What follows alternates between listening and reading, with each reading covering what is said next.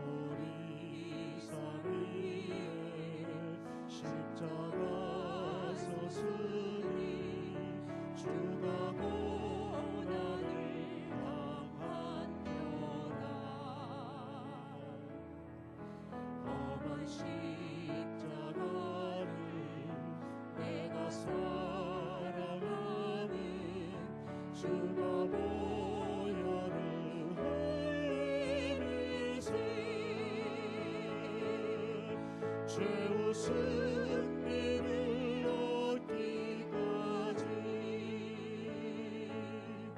주의 십자가 살아가리.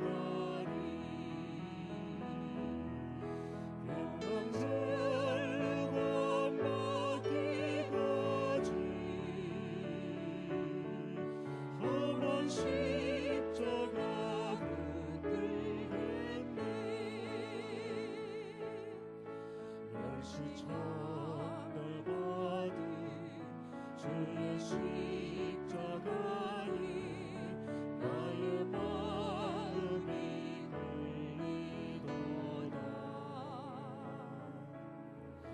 귀하다 영광이 세상 죄를 지고 험한 십자가 지셨도다. 최후 승리를 얻기까지 주의 십자가 살아가리.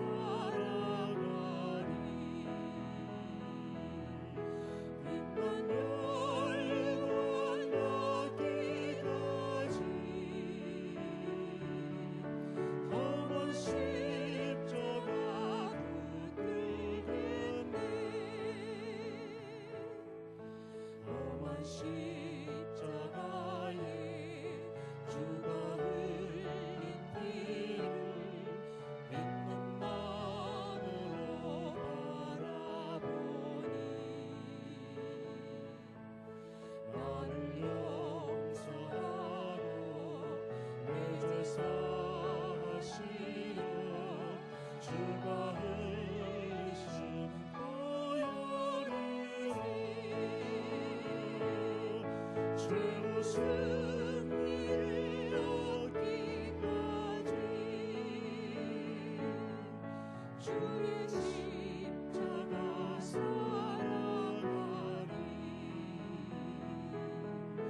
빛난 영광 얻기까지 험한 십자가 붙들겠네. 주님 예비하신 나의 보혈집에 나를 부르시고 말하지. 영광 중에 계신 우리 주와 함께 내가 죽도록 정성하리. 최후 승리를 얻기까지 주의 십자가 살아가리. 빛난 영광 얻기까지 험한 십자가 붙들겠네.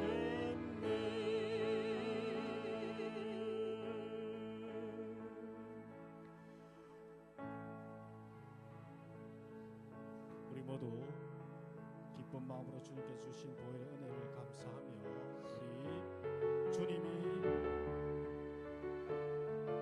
주신 희망으로 우리 힘차게 손뼉치며 찬양하겠습니다. 나의 가장 낮은 마음 주님께서 기뻐하시고 작은 일에 큰 기쁨을 느끼게. 우리 힘차게 가능하시면 손뼉치면서 찬양하겠습니다. 힘이 되시고 아름다운 하늘나라 내 맘에 주시는도다. 우리에게 축복하신 하나님 사랑 낮은 자를 높여주시고 아름다운 하늘나라 허락하시고 내 모든 것 예비하시네. 아멘.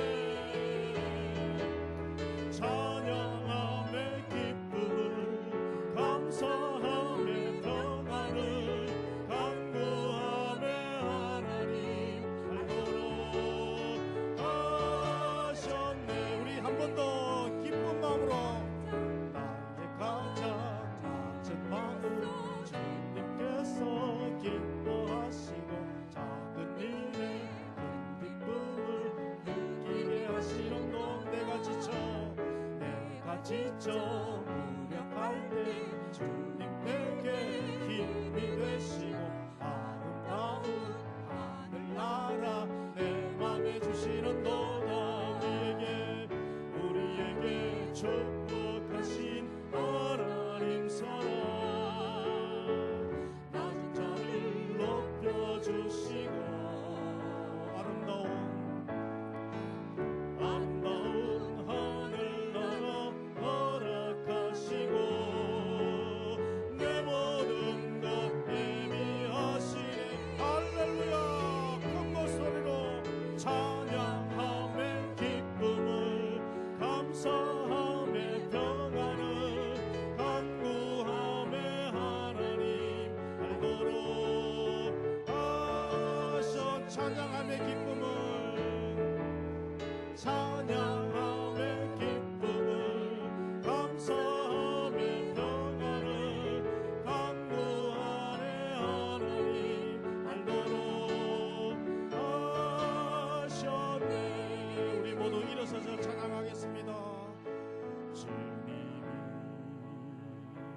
주신 땅으로 한 걸음씩 나아갈 수많은 적들과 경고하으니 너를 두렵게 하지만 주님을 신뢰함으로 주님을 의지함으로 주님이 주시는 담대함으로 큰 소리 외치며 나아가는 이 산지를 내게 주소서. 그날에 주께서 말씀하신 이제 내가 주님의 이름으로 그 땅을 취하리니 이 산지를 내게 주소서. 그날에 주께서 말씀하신 이제 내가 주님의 이름으로 그 땅을 취하리니. 우리 모두 눈을 감으시고 목사님 나오실 때까지 예배를 위하여 조용히 묵상드리겠습니다. 기도하지 않는 것이 죄인 것을 가르쳐 주신 아버지 하나님, 지난 한 주간 동안 저희들의 삶을 돌아보며 저희들이 아버지 앞에 기도의 흔적이 있었는가를 생각해 봅니다. 저희들이 하나님 앞에 얼마나 많이 무릎을 꿇었고 얼마나 진실한 마음으로 정직하게 기도했는지 저희들의 기도를 돌아보며 저희들의 지난 일주일을 돌아봅니다. 바리새인처럼 미사역으로 가득했던 저희들의 기도는 있었지만 세리처럼 가슴을 찢는 진정한 기도가 없었음을 고백합니다. 힘든 일을 만났을 때에 사람들의 도움은 구했지만 하나님의 전에 나와 엎드리지 못했음을 고백합니다. 감사할 일이 있을 때 마땅히 하나님께 드려야 될 찬양과 찬미의 입술이 없었습니다. 크고 작은 범사에 하나님의 뜻을 생각하기보다는 내 유익과 내 욕심을 구하기에 바빴음을 고백합니다. 생각해보니 저희들은 지난 한 주간 동안 영혼의 호흡을 멈춘 채 죽은 자로 살았음을 고백합니다. 오 주여, 우리의 영혼이 이대로 죽어갈까 심히 두렵사오니 우리를 불쌍히 여기사 성령의 호흡을 다시 허락하여 주옵소서. 저희들이 영원히 잠든 이 잠에서 깨어날 수 있는 은혜를 허락하여 주옵소서. 이젠 아버지와 나만이 알고 있는 은밀한 죄를 인하여 묵묵히 참회의 기도를 계속드립니다.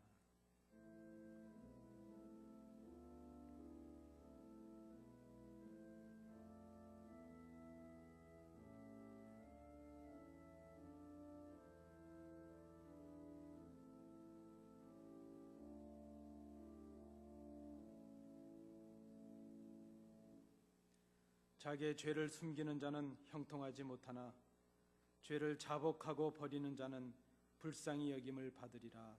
아멘. 사도신경으로 우리의 신앙을 하나님께 고백하겠습니다. 전능하사 천지를 만드신 하나님 아버지를 내가 믿사오며 그 외아들 우리 주 예수 그리스도를 믿사오니 이는 성령으로 잉태하사 동정녀 마리아에게 나시고 본디오 빌라도에게 고난을 받으사 십자가에 못 박혀 죽으시고 장사한 지 사흘 만에 죽은 자 가운데서 다시 살아나시며 하늘에 오르사 전능하신 하나님 우편에 앉아 계시다가 저리로서 산자와 죽은 자를 심판하러 오시리라. 성령을 믿사오며 거룩한 공회와 성도가 서로 교통하는 것과 죄를 사하여 주시는 것과 몸이 다시 사는 것과 영원히 사는 것을 믿사옵나이다. 아멘.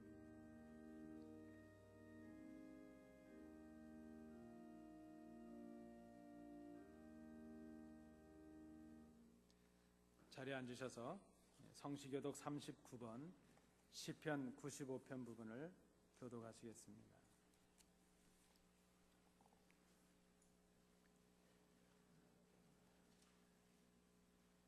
오라 우리가 여호와께 노래하며 우리가 감사함으로 그 앞에 나아가며 여호와는 크신 하나님이시요 땅의 깊은 곳이 그의 손 안에 있으며 바다도 그의 것이라 그가 만드셨고 오라 우리가 굽혀 경배하며 그는 우리의 하나님이시요 우리는 그가 기르시는 백성이며 그의 손이 돌보시는 양이기 때문이라. 아멘.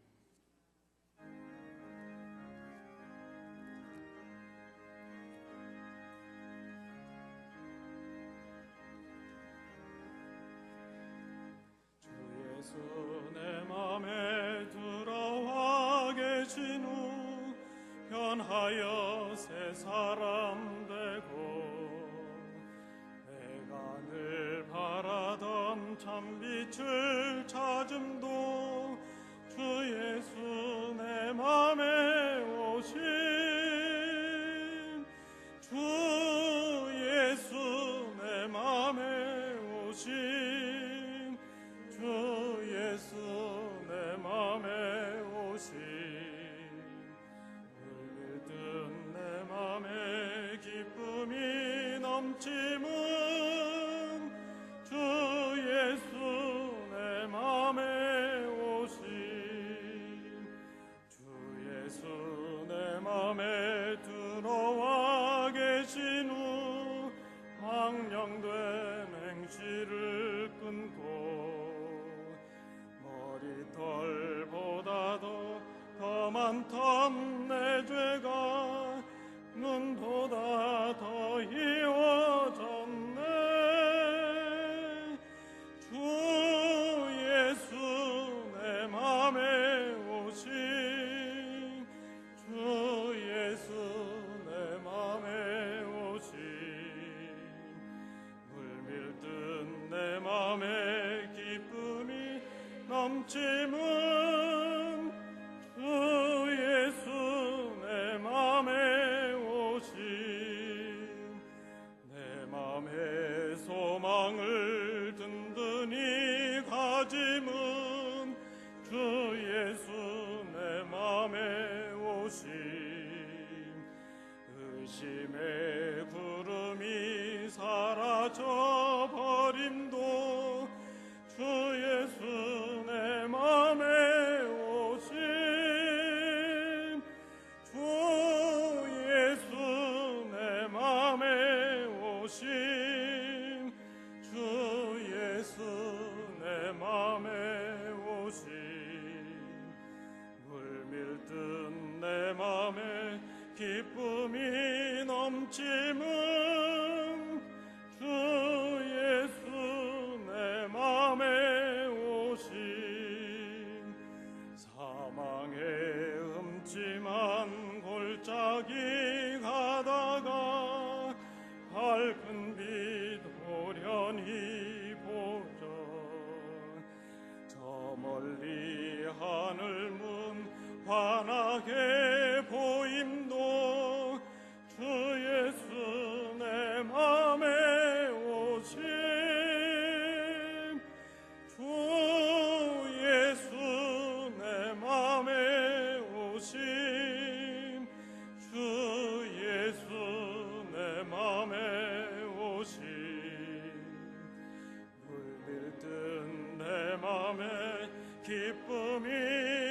넘침은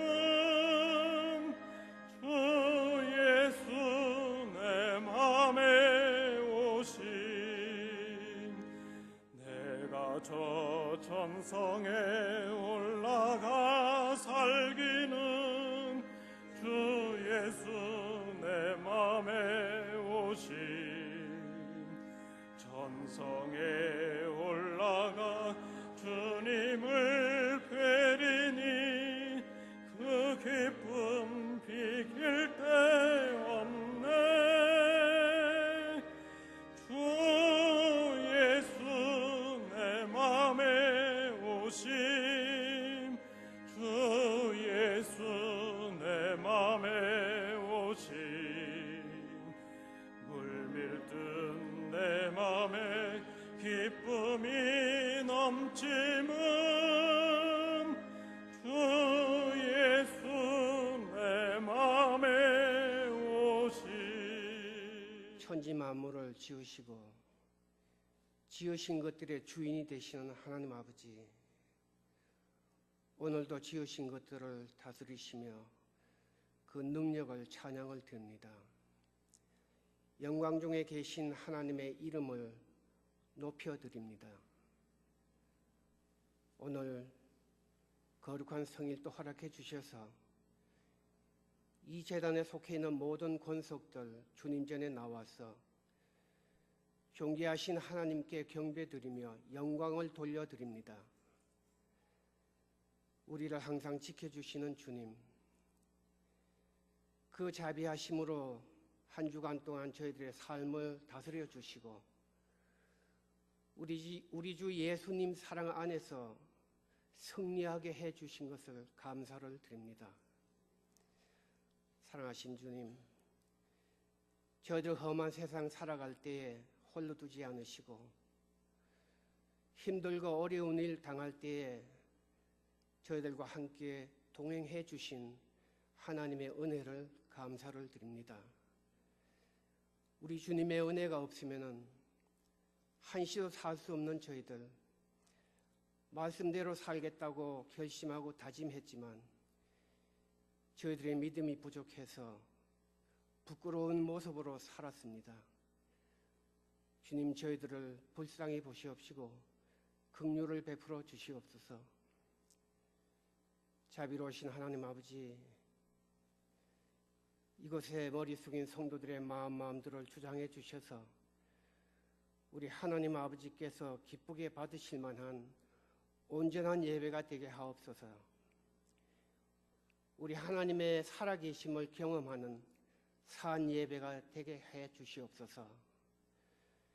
찢겨진 심령, 상한 심령들이 치유받게 하시고 우리에게 주시기로 준비되신 하늘의 은혜를 허락해 주옵소서.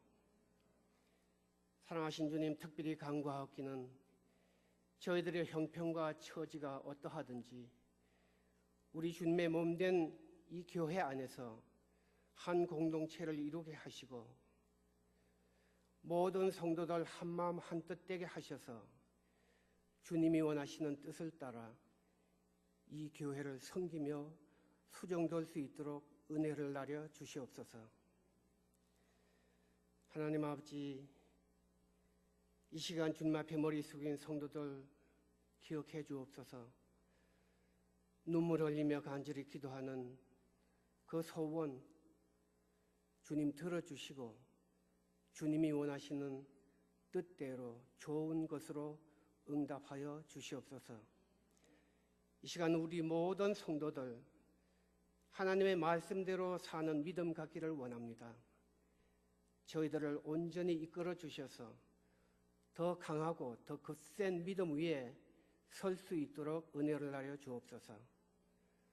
사랑하신 주님, 또 사랑하는 종을 단위에 세우셨사오니 먼저 육신이 피곤치 않게 하시고 전하는 말씀 위에 능력 있게 하셔서 듣는 저희들 올바로 깨닫고 마음에 새기는 귀한 말씀 되게 하옵소서. 감사드리옵고 우리 구주 예수님 이름으로 기도드리옵나이다. 아멘.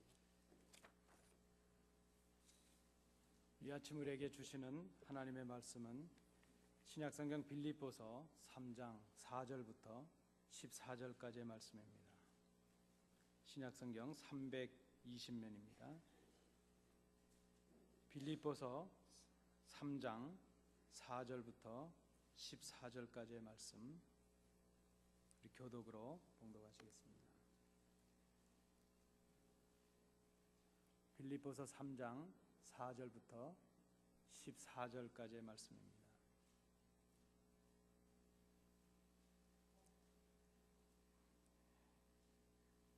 4절입니다. 그러나 나도 육체를 신뢰할 만하며 만일 누구든지 다른 이가 육체를 신뢰할 것이 있는 줄로 생각하면 나는 더욱 그러하리니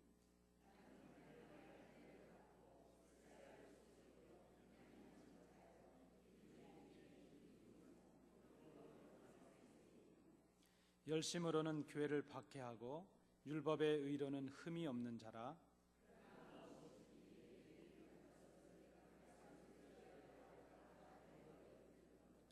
또한 모든 것을 해로 여김은 내 주 그리스도 예수를 아는 지식이 가장 고상하기 때문이라.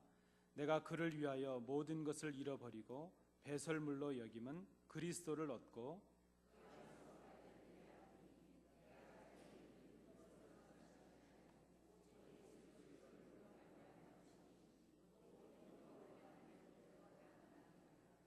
내가 그리스도와 그 부활의 권능과 그 고난의 참여함을 알고자 하여 그의 죽으심을 본받아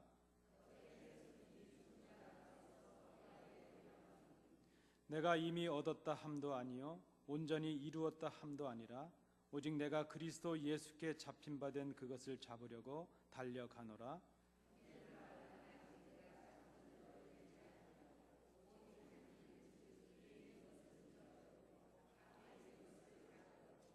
(14절은) 함께 봉독하시겠습니다. 표대를 향하여 그리스도 예수 안에서 하나님이 위에서 부르신 부름의 상을 위하여 달려가노라. 아멘.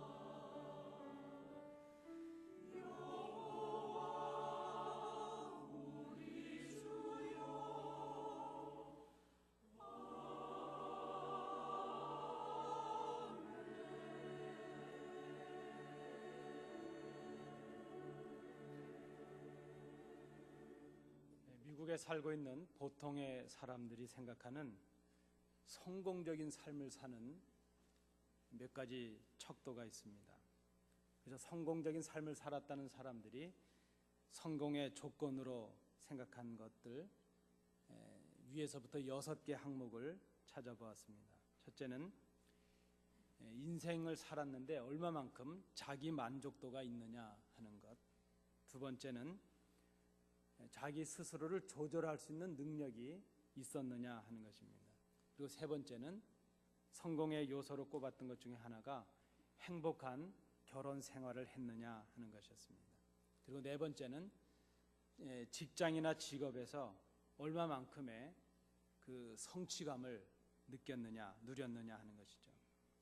그리고 다섯 번째는 위기를 당했을 때에 그 위기를 처리할 수 있는 위기 관리 능력이 얼마만큼 있었느냐 하는 것이었습니다. 그리고 마지막 여섯 번째 성공적인 삶의 조건으로 꼽은 것은 잘 자란 자녀들이 얼마만큼 잘 성장했느냐 하는 것이 성공적인 삶이었다, 이렇게 말들을 했습니다. 여러분들은 이 6가지 중에 몇 가지를 지금 꼽으실 수 있으십니까?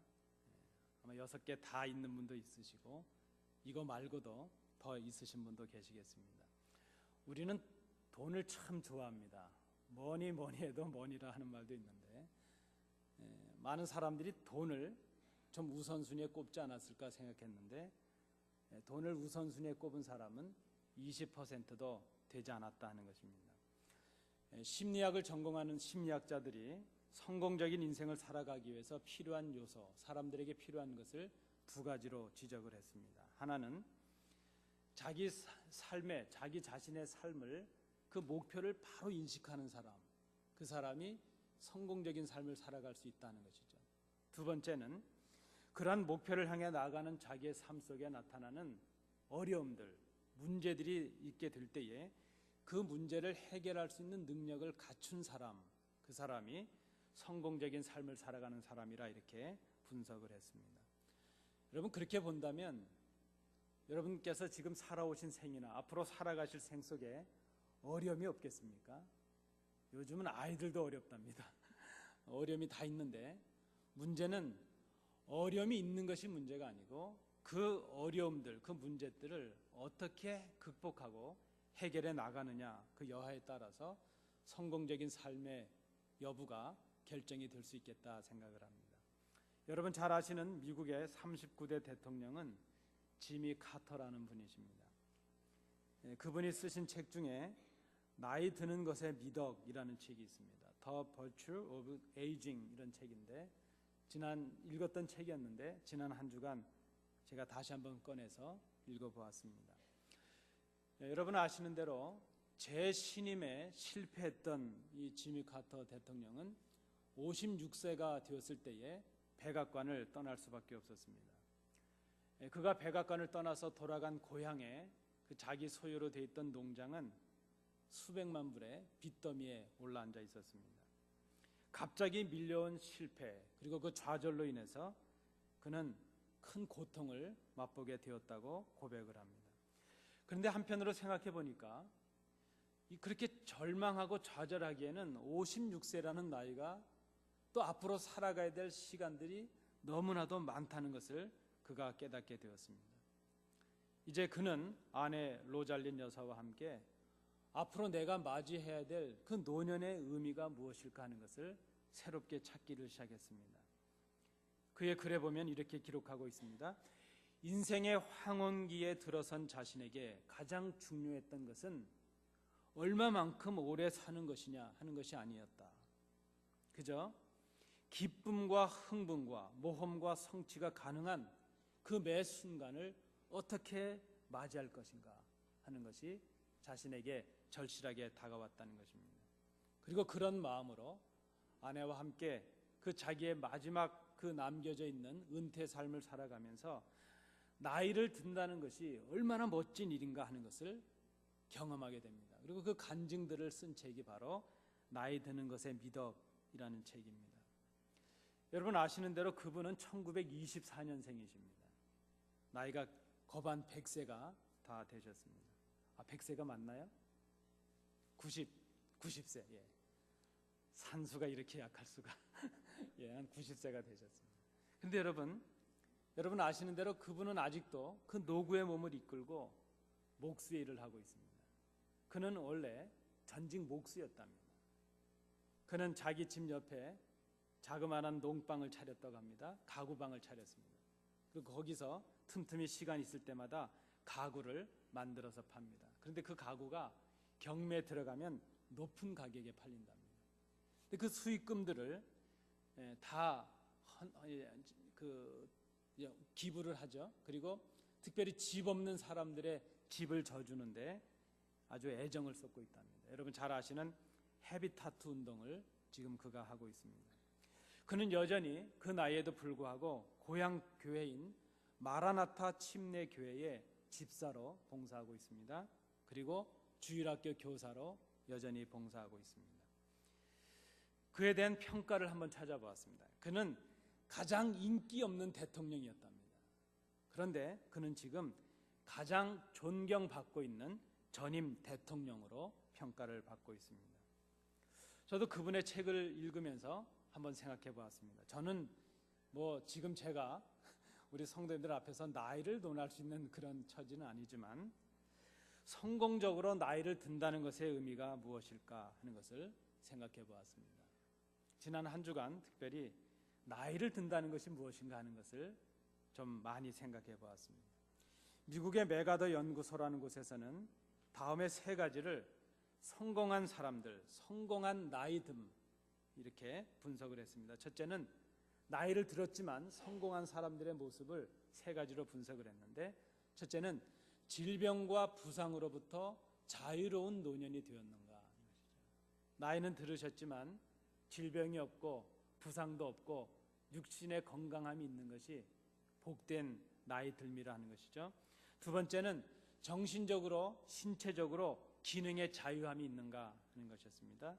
그리고 세 번째로는 그 삶에 계속 유대를 나눌 수 있는 관계를 아직도 가지고 있는가 하는 것이죠.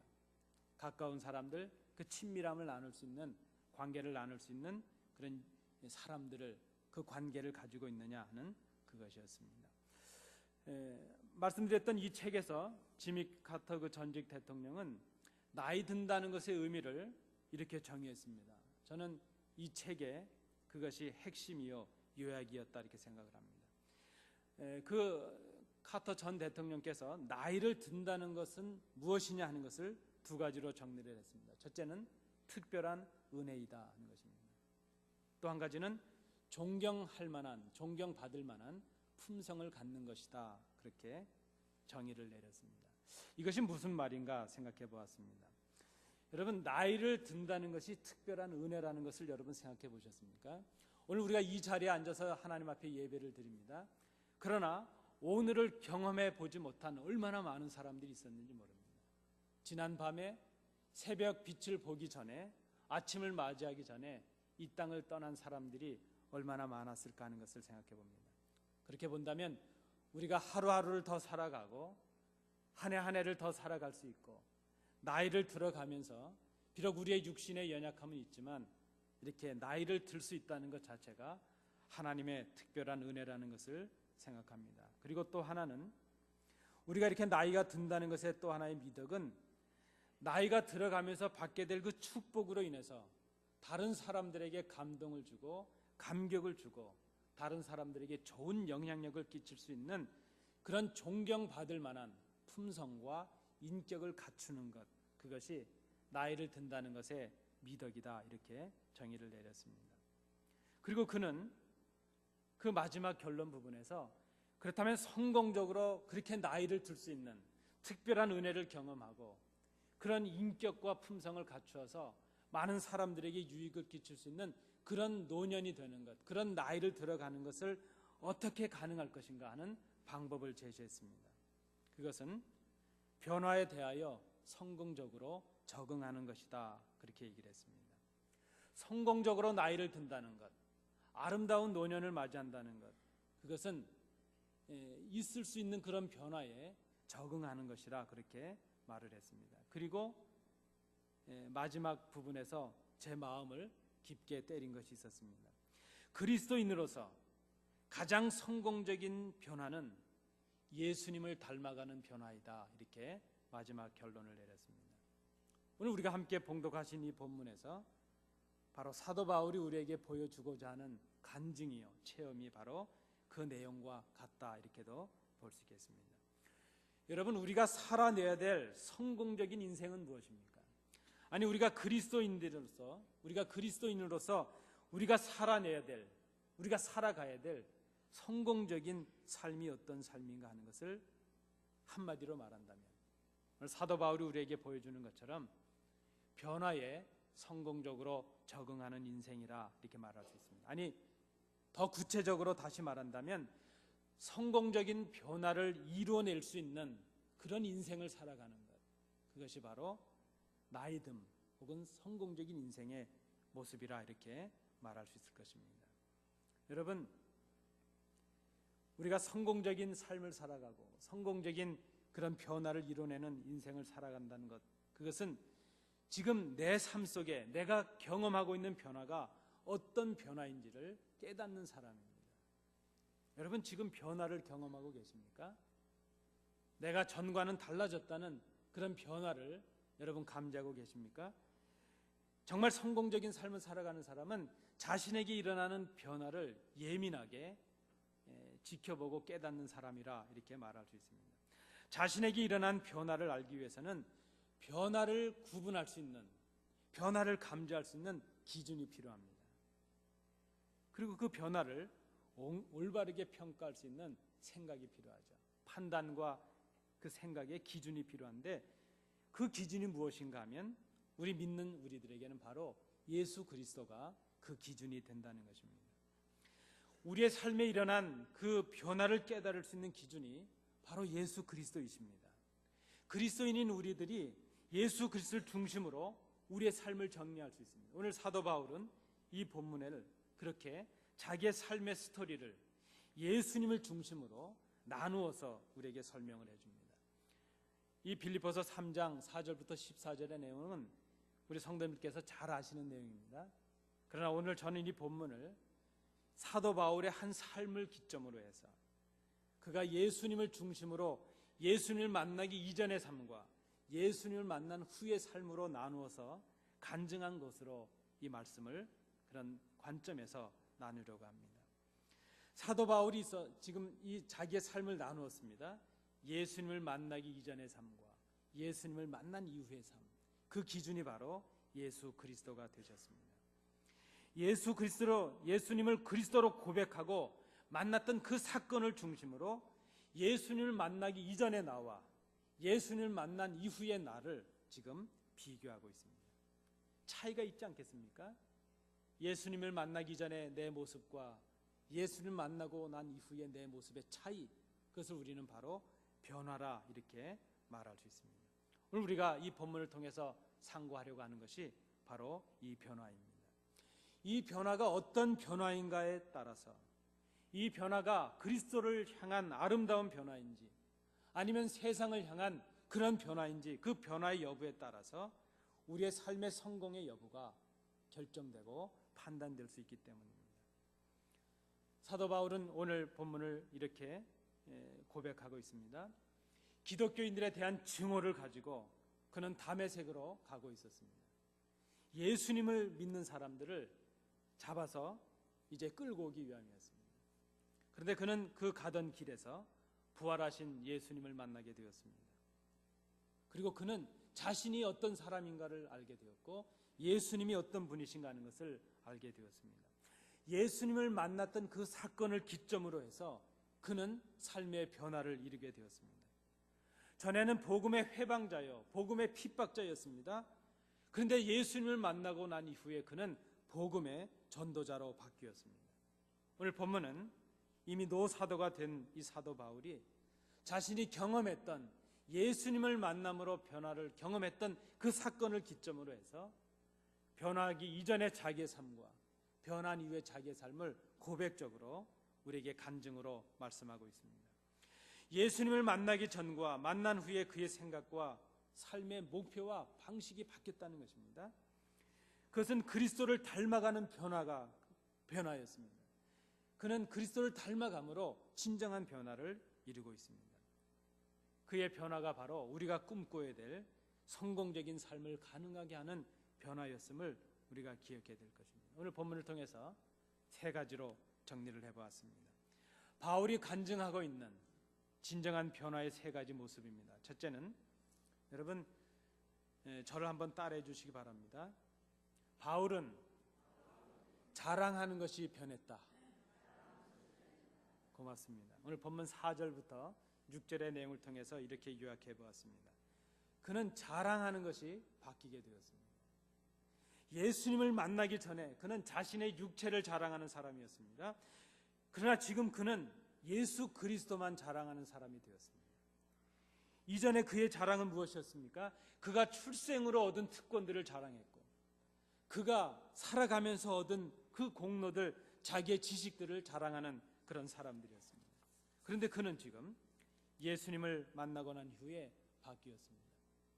오늘 사도 바울은 본문에서 그렇게 고백합니다. 나는 난지 8일 만에 할례를 받음으로 하나님의 언약의 백성이었다. 그것이 내 자랑이었다. 그것을 자랑했다는 것입니다. 그는 자신이 베냐민 지파였다는 것을 자랑했습니다. 베냐민 지파는 라헬의 후손이었습니다. 사울 왕의 족속이었습니다. 이스라엘이 남유다와 북이스라엘 왕국으로 나뉘었을 때도 남유다에 속해서 이스라엘의 정통성을 지킨 족속이 바로 베냐민 지파였습니다. 이스라엘 사람들에게 베냐민 지파는 자랑 그 자체였습니다. 그 사도 바울은 자신의 지파, 자기가 베냐민 지파에 속했음을 자랑을 했습니다. 나는 히브리인 중에 히브리인이다, 이렇게 자랑을 했습니다. 부모가 다 히브리인으로서 이교도 문화로부터 유대인인 것을, 히브리인인 것을 지켜나가는 순수한 혈통의 히브리인이었다, 그것을 자랑을 했습니다. 그는 하나님의 법을 지키기에 열심을 가진 바리새인이었음을 자랑을 했습니다. 가말리엘 문화에서 수학을 한 율법에 능통한 학자였음을 자랑을 했습니다. 하나님을 모독하고 율법의 가르침을 훼손하는 예수와 그 교회를 핍박하는 것을 그는 자랑을 했습니다. 그것이 자신의 하나님을 향한 순수한 신앙이요 열심이 되었을 것이라고 자랑을 했습니다. 그는 율법을 지킴으로 자신에게 흠이 없다고 자랑을 했습니다. 자신의 의와 공로로 하나님의 백성이 되고 구원을 얻기에 합당하다고 생각을 했습니다. 그런데 여러분, 그가 다메섹 도상에서 부활하신 예수님을 만났습니다. 예수님을 만난 그는 생각이 바뀌었습니다. 그의 삶이 바뀌었습니다. 그는 변화를 경험했습니다. 자랑하던 것이 바뀌었습니다. 이제 그의 자랑은 자신의 학문이나 자신의 배경이나 자신의 혈통이 아니라 오직 예수 그리스도가 자신의 자랑이 되었습니다. 이제 그의 자랑은 오직 주님밖에 없습니다. 자신이 의롭게 되고 구원받은 하나님의 백성이 된 것, 그것이 자신의 공로가 아니라 오직 예수 그리스도의 공로요 예수 그리스도의 은혜라는 것을 그가 알게 되었습니다. 이래서 그는 자랑할 것이 주님밖에 없습니다. 여러분, 우리가 그리스도인이라면 그리스도인으로서의 참된 변화는 우리의 자랑이 바뀌는 것입니다. 여러분, 우리 성도들과 만나셔서 혹은 이웃들과 만나셔서 자랑하실 게 얼마나 많으세요? 뭘 제일 많이 자랑하시나요? 자랑하다 할 게 없으면 집에 강아지도 자랑거리입니다. 우리 강아지는 내가 찬송을 부르면 노래를 불러. 자녀들이 자랑거리입니다. 눈에 넣어도 아프지 않을 우리 자녀들 얼마나 자랑거리입니까? 여러분, 그런데 정말 우리가 그리스도인으로서 참된 변화를 경험하게 됐다면 우리의 자랑이 바뀌어야 될 것입니다. 내가 구원받은 것이, 내가 하나님의 자녀가 된 것이 나의 자격이나 공로가 아니라 바로 예수 그리스도의 은혜임을, 원천적인 우리 구원으로 인해서 우리의 자랑이, 우리의 기쁨이 바뀌어야 될 것입니다. 이것이 그리스도인으로서의 진정한 변화라 말할 수 있습니다. 두 번째, 사도 바울이 경험했던 그 변화는, 저를 또 한번 따라해 주시면 감사하겠습니다. 그의 가치가 변화하였다. 여러분, 감사드립니다. 이 가치라는 것이 무엇입니까? 그 내용은 7절부터 9절의 내용을 요약을 했습니다. 가치가 무엇인가? 가치는 우리의 판단의 기준이 되는 것을 가치라 말합니다. 가치는 이것보다 저것보다 내가 중요하게 여길 수 있는 이유가 됩니다. 그래서 가치는 우리의 기준이 되는 것이죠. 그래서 가치가 변화했다 하는 이 말은 중요하게 생각하는 것이 바뀌었다는 것을 의미합니다. 사도 바울은 이렇게 고백합니다. 이전에 나에게 유익하다고 생각했던 것들, 그것이 예수님을 만나고 난 이후에 무익한 것들로 여겨지게 되었다는 것입니다. 7절에서 그렇게 고백합니다. 예수님을 만나기 전에 그렇게 중요하고 그렇게 필요했던 것으로 생각했던 그런 것들이 예수님을 만나고 난 이후에 지금 다 해로운 것들로 여겨지게 되었다는 것입니다. 아니, 나에게 손해가 되는 것들로 버리게 되었다는 것입니다. 전에 그렇게 소중하게 생각했던 세상의 학문과 지식들도 이제는 배설물처럼 여기게 되었다는 것입니다. 전에 그렇게 소중하게 생각되었던 것들, 그런 것들이 나에게 무익한 것이요, 손해되는 것이요, 버려야 마땅할 배설물들처럼 여겨지게 되었다. 어떻게 이 변화가 가능했겠습니까? 사도 바울은 예수 그리스도를 아는 지식 때문이었다고 고백을 합니다. 그리스도를 알게 되고 그리스도를 바로 믿게 될 때에 무엇이 내 삶에 중요한 것인가를 새롭게 깨닫게 되었습니다. 무엇이 나에게 필요 없는 것인가를 알게 되었습니다. 무엇이 나에게 유익한 것이요, 무엇이 나에게 손해가 되고 무익한 것인가를 깨닫게 되었다는 것입니다. 이전에 좋던 것들을 버리게 되었다는 것입니다. 여러분들은 그리스도인들이십니다. 그리스도인이 된다는 것은 이런 변화를 경험하는 것을 의미합니다. 전에 좋던 것들이 이제는 좋지 않은 것으로 여겨지는 것입니다. 여러분, 우리가 예수님을 만나기 전에 세상에 거해 살 때 좋던 것들이 여전히 좋게 여겨지고 있다면 둘 중에 하나일 것입니다. 그것이 정말 우리가 간직해야 할 만큼 좋은 것이든지, 아니면 우리가 그리스도를 진정으로 믿고 있지 못하든지, 둘 중에 하나가 아니겠는가 생각합니다. 예수님을 만나기 전에 세상에서 하던 우리의 생각들, 예수님을 만나기 전에 세상에서 하던 그런 언행들, 우리의 삶의 방식들, 예수님을 만났다면 이제는 버려야 되지 않겠는가 하는 것입니다. 그것이 우리에게 무익한 것이요, 손해가 되는 것이요, 우리에게 필요가 없는 것이라는 것을 이제는 깨달아야 되지 않겠는가 하는 것입니다. 진정 우리가 그리스도인이 되었다면 이전에 좋았던 것들을 이제는 그리스도를 위하여 해로 여길 수 있는 그런 변화가 우리에게 있어야 될 것입니다. 그것이 우리가 꿈꾸는 변화라 말할 수 있습니다.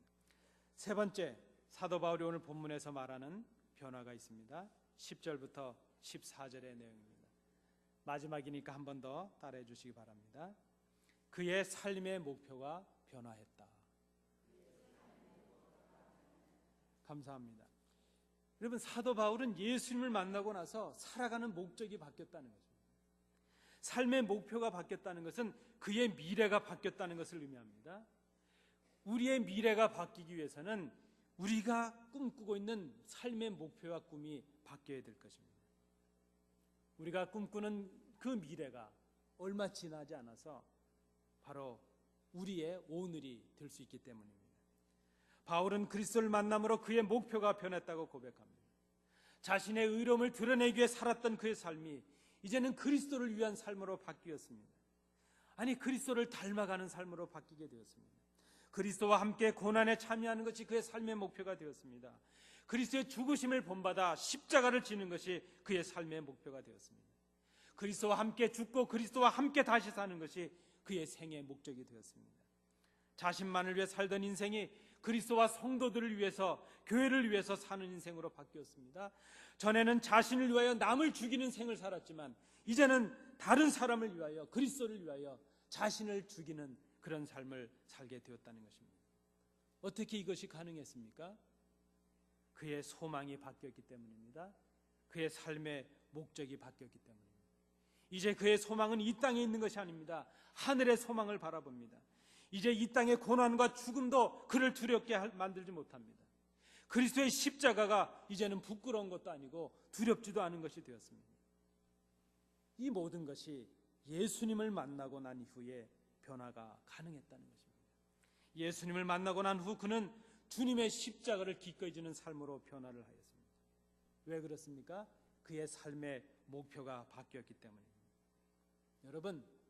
여러분들 그리스도인들이십니다.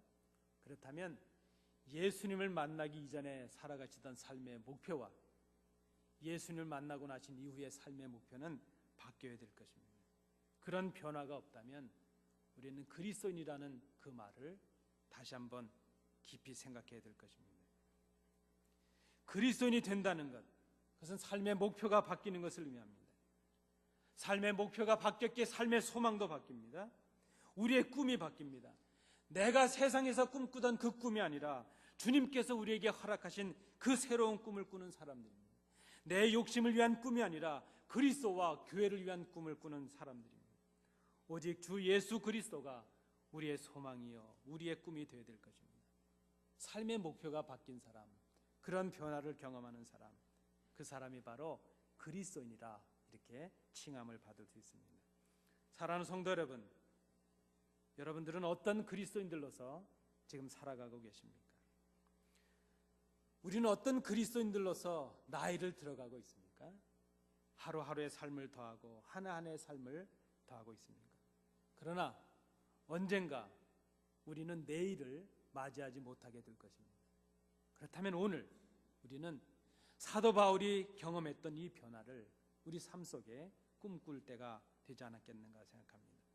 우리 삶에 예수님을 만나기 이전과 예수님을 만난 이후의 변화를 여러분 지금 느끼고 계십니까? 여러분 한번 생각해 보십시오. 예수님을 만나기 이전에 내가 세상에 살았던 그 모습과 예수님을 만나고 난 이후에 교회를 중심한 내 삶에는 지금 어떤 변화가 있습니까? 내 언행에는 어떤 변화가 있고 내 생각에는 어떤 변화가 있고 내 삶의 목표에는 어떤 변화가 있습니까? 내가 꿈꾸는 그 꿈에는 어떤 변화가 있느냐 하는 그 말씀입니다. 여러분, 아니 우리의 그 삶의 기준점에 예수 그리스도가 우리의 중심이 되고 계십니까? 하루를 더 사는 것이 우리에게 주신 특별한 은혜라는 그런 생각을 지금 하고 계십니까? 우리의 삶과 우리의 인격이 많은 사람들에게 감격과 감동을 줄 수 있는 존경받을 만한 그런 품성과 인격이라고 여러분 생각하십니까? 우리의 삶이 주님을 기쁘시게 하고 교회에 덕을 끼치는 그리스도인으로서의 삶을 살아가고 있다고 여러분 생각하고 계십니까? 오늘 이 아침에 우리 자신을 이 하나님의 말씀 앞에 정직하게 세우시길 원합니다. 사도 바울은 그렇게 고백을 하고 있습니다. 나는 이런 사람이었다. 그러나 주님을 만나고 나는 이런 사람이 되었노라. 그의 그 삶 가운데, 그의 고백 가운데 하나님의 특별한 은혜가 있습니다. 많은 사람들을 주님께로 인도하는 삶의 영향력과 감격과 감동이 있습니다. 이런 삶을 살아갈 때 우리는 그런 삶을 성공적인 삶이라 이렇게 말할 수 있을 것입니다. 우리의 삶에 예수 그리스도가 중심이 되고 있습니까? 예수를 만나기 전에 이후의 삶이 지금 어떤 차이가 있는지, 지금 우리가 어떤 변화를 이루어가고 있는지 하나님 앞에, 이 말씀 앞에 겸손히 세우시는 이 아침이 되시기 바랍니다. 풍성하신 아버지 하나님, 나약하고 연약한 저희들, 하루의 삶의 의미도 깨닫지 못하는 어리석은 저희들 불쌍히 여기시고 주의 전에 이끄시며 우리에게 나이를 들어갈 수 있는 특별한 은혜를 허락하시며 성도들과 함께 주를 위하여 봉사할 수 있는 이 아름다운 은혜를 허락해 주신 것을 감사드립니다. 하나님의 은혜를 감격하는 저희들, 우리에게 주신 물질의 일부를 구별하여 아버지 앞에 드렸습니다.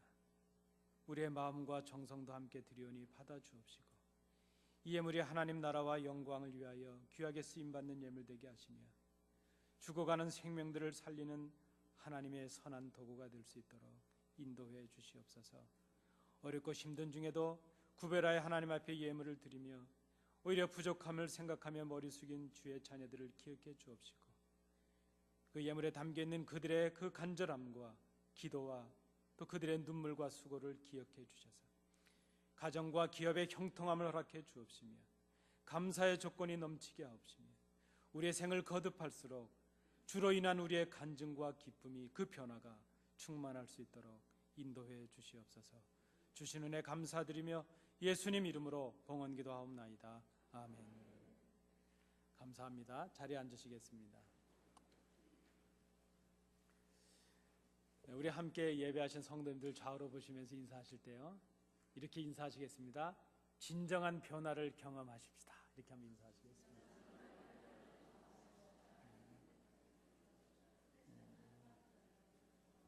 감사합니다. 우리 목사님 또 이렇게 헌금성 또 자작곡으로 이렇게 하셔서 해주셔서 감사드리고, 이따 우리 성경 공부 때 다시 한번 앵콜성을 들으시도록 그렇게 하겠습니다. 감사를 드립니다. 우리 교회 생활은 주보를 참조해 주시기 바랍니다. 오늘 우리 예배 참여해 주신 성도님들 감사를 드립니다. 우리 소개하는 선은 올라오진 않았는데 아마 참여하신 분들이 많은 것으로 압니다. 우리 오늘 이 예배 참여하심으로 또 우리에게 주신 말씀으로 인해서 복된 생을 경험하시는, 기쁨의 생을, 성공적인 생을 살아가시는 우리 성도들이 되시기 바랍니다. 교회 생활, 우리 수요 예배, 새벽 기도에 많이 참석해 주시기 바랍니다. 우리 수요 예배는 특별히 이단들이 많이 사용하고 있는 본문을 중심으로 상고하고 있습니다. 꼭 참석해 주시기 바랍니다. 우리 금요 찬양 기도회도 기억하시고 참여해 주십시오. 이제는 참석하실 때가 되었습니다. 참석하셔서 함께 기도하시고 은혜를 나누시기 바랍니다. 우리 오늘 당회로 모이는 것 장로님들 기억해 주시기 바랍니다. 10월 12일 날 우리 3, 4분기 재직회로 모이겠습니다. 우리 감사위원장님 또 우리 회계부에서는 준비해 주시기 바랍니다. 우리 구역장 예비공부 다음 주일 우리 성경공부 시간 전에 1시 20분에 구역장님들 모이시겠습니다. 지난주에는 광고가 덜 돼서 많이 모이시지 못했는데 많이 모여주시기 바랍니다. 우리 성경통독 박현식 집사님 감사를 드립니다. 10월 25일에 있을 연극 공연, 그리고 12월 13일에 있을 우리 연극 공연 기억하시고 신청해 주시고 또 많이 참석해 주시기 바랍니다. 우리 다른 광고 없으시면 우리 다 일어나셔서 주님 가르쳐 준 기도 찬양하겠습니다.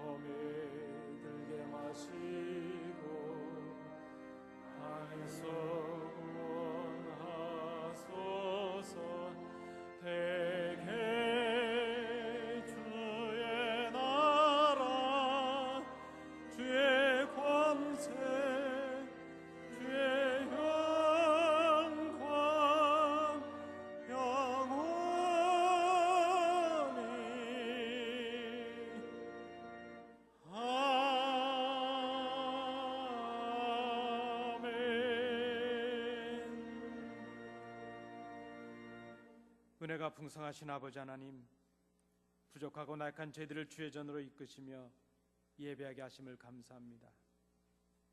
이 자리에 차마 나올 수 없는 형편 중에서도 강건하여 역사하심으로 함께 나와 예배할 수 있는 은혜를 허락해 주심도 감사를 드립니다. 출타했던 우리의 가족들을 건강한 모습으로 다시 돌려보내 주심도 감사를 드립니다. 그리고 교회를 방문하여 함께 예배하며 하나님의 은혜를 나눌 수 있도록 인도해 주신 것도 감사를 드립니다. 우리가 하루를 더 살게 해 주심으로 인하여 성도들을 만나게 하셨고, 가족들과 대화하게 하셨고, 하나님께 나와 예배하게 하셨고, 성도들 위해 봉사할 수 있도록 은혜 베풀어 주심을 감사드립니다. 오늘 우리에게 주신 말씀을 생각합니다. 나이를 들어가는 것이 하나님의 은혜요, 그리고 그것이 다른 사람들을 유익하게 하고 또 다른 사람들을 기쁘게 할 우리의 섬김의 이유인 것을 생각합니다. 아버지 하나님, 이번 세상을 향해 한 주간 살아가는 동안 우리에게 주신 이 삶의 변화를 경험하며 주님을 기쁘시게 하며 교회를 든든히 세우며 우리에게 주신 복을 받아 누리는 성공적인 생을 살아가는 우리 온 교회가 될 수 있도록 인도해 주시옵소서. 이제는 예수 그리스도의 은혜와 우리 아버지 하나님의 크신 사랑하심과 성령님의 교통하심이 하나님께 나와 예배하며 우리에게 주시는 말씀을 통하여 우리가 나이를 들어간다는 것이 하나님의 특별한 은혜요, 그리고 그것이 바로 존경받을 만한 신앙의 격과 인격의 덕을 세우는 것임을 생각하며 그런 삶으로 하나님을 기쁘시게 하고 교회를 든든히 세우고 하나님께서 주시는 그 복을 받아 누릴 것을 마음에 결단하는 주의 자녀들 위해, 그들의 가정과 기업 위에, 우리 안디옥 교회 위에, 우리 조국 위에, 이 나라 이 땅 위에 항상 함께 계시기를 간절히 축원하옵나이다. 아멘.